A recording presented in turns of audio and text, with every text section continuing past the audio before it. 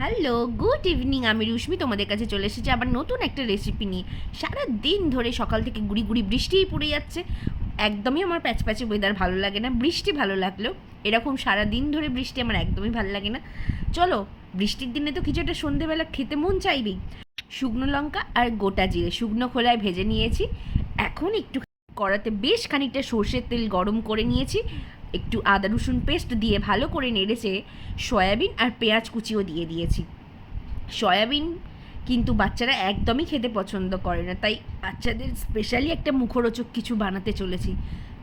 বেশ লাল লাল করে ভাজতে হবে কিন্তু। এখানে আমি মোচা তরকারি করবো বলে ছোলাও ভিজিয়ে রেখেছিলাম, কিন্তু আমার মোচা করতে ইচ্ছা করলো না, তাই এই মোচা আলু আর ছোলা সেদ্ধ এইটাও এটার মধ্যে দিয়ে দেবো।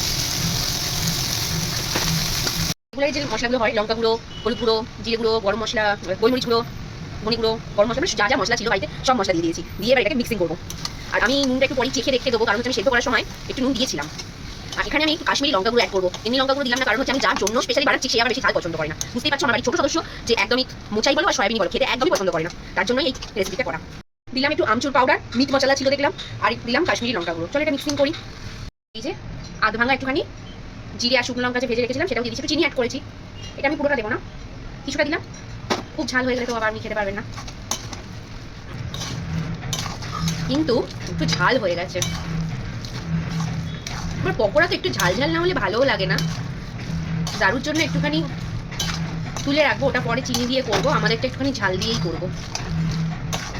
পুরটা একটু ঠান্ডা হয়ে যাবার পরই মুঠো করে চপের আকারে গড়ে নিয়ে হালকা করে কর্নফ্লাওয়ার জল আর হালকা করে ব্রেড ক্রাম্বস লাগিয়ে কিছুক্ষণ ফ্রিজে রেস্ট করে গরম গরম তেলে ভেজে নিয়েছিলাম।